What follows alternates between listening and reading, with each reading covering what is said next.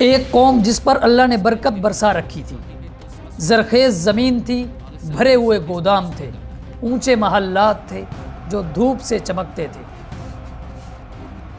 اور ایسے بازار کے ہر وقت تاجروں سے بھرے ہوئے ہوتے تھے، لیکن ان کے دل پھر بھی خالی تھے۔ اگر اللہ ہم سے ناراض ہوتا تو یہ مال دولت ہمیں نہ دیتا۔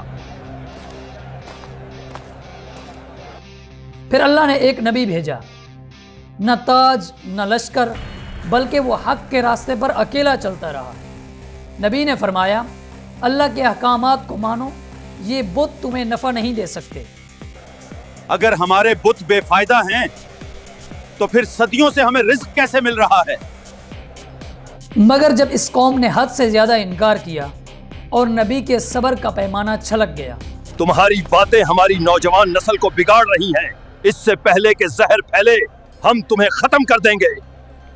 تو پھر آسمان نے اپنا فیصلہ سنا دیا، سمندر بولنے لگا۔ یہیں سے شروع ہوتا ہے قرآن کا سب سے حکمت بھرا اور سب سے بہترین قصہ۔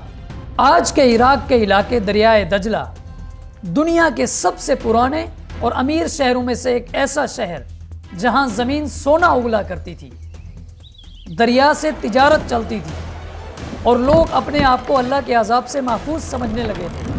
اتنے لوگ یہ سب کر رہے ہیں، سب پر عذاب تو نہیں آ سکتا اور ہمیں تو کبھی کوئی نقصان نہیں پہنچا۔ اللہ نے اس قوم کو وہ نعمتیں دی تھی جو بہت کم قوموں کو ملتی ہیں، مگر انہوں نے نعمت کو مقصد بنا لیا اور نعمت دینے والے کو بھول گئے۔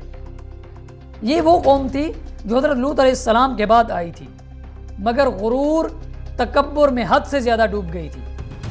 قرآن مجید کے مطابق یہ لوگ شرک اور گمراہی میں مبتلا ہو چکے تھے۔ اے ہمارے معبود، ہماری زندگی میں سکون پیدا کر دے اور ہماری مشکلوں کو آسان کر دے۔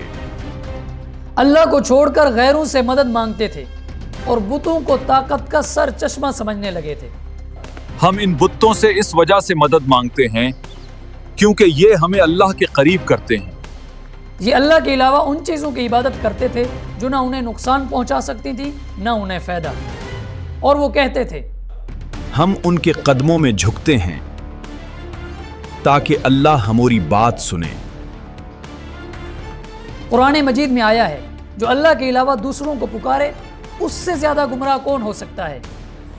حالانکہ وہ قیامت تک جواب نہیں دے سکتے، اور جب لوگ قیامت کے دن جمع کیے جائیں گے تو یہ غیر اللہ ان کے دشمن بن جائیں گے اور لوگوں کی عبادت کا انکار کریں گے۔ اسی شہر میں اللہ نے اپنے نبی کو بھیجا، یعنی حضرت یونس علیہ السلام۔ ان کی آنکھوں میں یقین تھا اور آواز میں درد تھا، اور وہ کہتے، صرف اللہ کی بندگی کرو، صرف اسی سے ڈرو، اسی سے مدد مانگو۔ لیکن لوگ ان کا مذاق اڑاتے، طنز کرتے اور جملے کستے، اور وہ کہتے، ہم امیر ہیں، طاقتور ہیں، پیسے والے ہیں، اگر اللہ ہم سے ناراض ہوتا تو ہم یہاں نہ ہوتے۔ ہم اللہ سے کس وجہ سے ڈریں؟ یہ سب کچھ ہماری محنت کا نتیجہ ہے۔ سرداران کہتے، یونس، تم ہمارے خداؤں کی گستاخی کر رہے ہو، تم یہاں سے چلے جاؤ ورنہ ہم تمہیں نکال دیں گے۔ ان کے سردار صرف بتوں کی عبادت نہیں کرتے بلکہ بتوں کا ایک بہت بڑا کاروبار بھی کرتے تھے۔ اس مہینے چھوٹے چھوٹے خداؤں کو بیچ کر 1000 سونے کے سکے کما چکا ہوں۔ یونس کو کیسے سمجھائیں کہ اگر لوگ خدا کی عبادت کریں گے تو ہمارا کاروبار بند ہو جائے گا؟ اس سے معلوم ہوتا ہے کہ ان کا یہ عمل صرف ایک شرک تک محدود نہیں تھا بلکہ ایک منافع بخش کاروبار بھی تھا۔ حضرت یونس علیہ السلام بار بار انہیں دعوت دیتے رہے لیکن وہ جواب دیتے، اگر تم سچے ہو تو پھر اپنے خدا سے کہو وہ ہم پر عذاب بھیج دے۔ اور یہ سلسلہ سالوں تک چلتا رہا۔ پھر ایک دن یونس علیہ السلام کا دل بھر جاتا ہے اور وہ شہر چھوڑ کر چلے جاتے ہیں۔ یونس علیہ السلام کی یہ غلطی تو نہیں تھی، پر یہ جلدی ضرور تھی۔ اپنے رب کی اجازت کے بغیر بستی سے رخ موڑ لیا اور وہ چل پڑے، اور یہیں سے واقعہ کا سب سے خوفناک موڑ شروع ہوتا ہے۔ یونس علیہ السلام ایک کشتی پر سوار ہوئے پانی شیشے کی طرح سفید تھا، ہوا نرم تھی، آسمان چمک رہا تھا۔ لیکن پھر آسمان نے رنگ تبدیل کر لیا، لہریں کشتی سے اوپر آنے لگیں، لوگ چیخنے اور چلانے لگے۔ ملاح بولا، وزن کم کرو ورنہ کشتی ڈوب جائے گی، جلدی کرو جلدی۔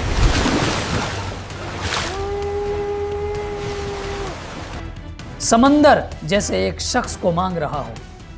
قرآن اندازی کی جاتی ہے تو حضرت یونس علیہ السلام کا نام نکلتا ہے۔ ایک شخص بولا، یہ تو نیک آدمی ہے، اس کا نام کیسے نکل آیا؟ بڑی حیرت کی بات ہے۔ دوبارہ قرآن اندازی کی گئی، یونس علیہ السلام کا نام نکلا۔ تیسری مرتبہ قرآن اندازی کی گئی، پھر بھی یونس علیہ السلام کا نام نکلا۔ اب کوئی شک باقی نہ رہا، اور یونس علیہ السلام کہتے ہیں کہ یہ اللہ کا فیصلہ ہے، اور پھر وہ خود سمندر میں چھلانگ لگا دیتے ہیں۔ پھر وہ ایک مچھلی جس کا کسی کو یقین ہی نہیں تھا کہ اس نے یونس علیہ السلام کو اپنے پیٹ میں نگل لیا، اور یہیں سے قرآن مجید کی رحمت شروع ہوتی ہے۔ ہر طرف اندھیرا تھا، اور یہیں سے یونس علیہ السلام کو احساس ہوتا ہے کہ میں نے جلدی کی ہے، اور پھر یہی تاریکی سے ایک آواز بلند ہوتی ہے، لا الہ الا انت سبحانک انی کنت من الظالمین۔ تفسیر ابن کثیر کے مطابق یونس علیہ السلام مچھلی کے پیٹ میں 3 دن اور 3 راتیں رہے، اور پھر اس کے بعد مچھلی نے یونس علیہ السلام کو صحیح سلامت ساحل کے قریب چھوڑ دیا، اور ایک ہی لمحے میں لا زوالی یقین زندگی میں بدل جاتا ہے۔ یونس علیہ السلام کمزور ہو چکے تھے، پھر اللہ نے ایک درخت ساحل کے قریب اگایا۔ جس رب نے اس امتحان میں ڈالا تھا، پھر اسی رب نے سب سے پہلے سنبھالا۔ پھر اسی بستی کے لوگ نافرمان تھے، پھر اللہ کا فیصلہ ان پر آ گیا۔ آسمان برسنے لگا، بادل گرجنے لگے، بجلی کڑکنے لگی، سمندر کا پانی بہہ کر بستی کے اندر آ گیا۔ انہیں یقین نہیں آ رہا تھا کہ جو مذاق تھا وہ سب سے بڑا طوفان بن چکا ہے۔ وہ سب لوگ شہر کے ایک طرف جمع ہوئے، بچے، بوڑھے، جوان، سب رو کر اللہ سے معافی مانگنے لگے۔ یا اللہ، ہمارا فخر، ہمارا غرور، ہمارا تکبر سب مٹ گیا، ہم معافی مانگتے ہیں۔ یا اللہ، ہمارا ظلم، ہمارا فخر، ہمارا تکبر، ہمارا غرور سب مٹ گیا، ہم معافی مانگتے ہیں۔ سب یہی کہہ رہے تھے، اے اللہ، ہم تیرے بندے ہیں، ہم غفلت کی نیند سو گئے تھے، ہمیں معاف فرما۔ پھر اللہ نے اپنے بندوں پر اس عذاب کو واپس لوٹا لیا، چونکہ وہ پکی توبہ کر چکے تھے۔ سمندر کا پانی واپس چلا گیا، کھیت، گھر، بازار اور گاؤں سب صحیح سلامت بچ گئے۔ پھر کچھ عرصہ بعد یونس علیہ السلام واپس اپنی قوم کے پاس چلے جاتے ہیں۔ وہ قوم جو پہلے ہنس رہی تھی اب رو رہی ہوتی ہے، توبہ کر چکی ہوتی ہے، عذاب ٹل چکا ہوتا ہے۔ یہی وہ قوم تھی جسے اللہ نے ایمان کی وجہ سے بچا لیا تھا۔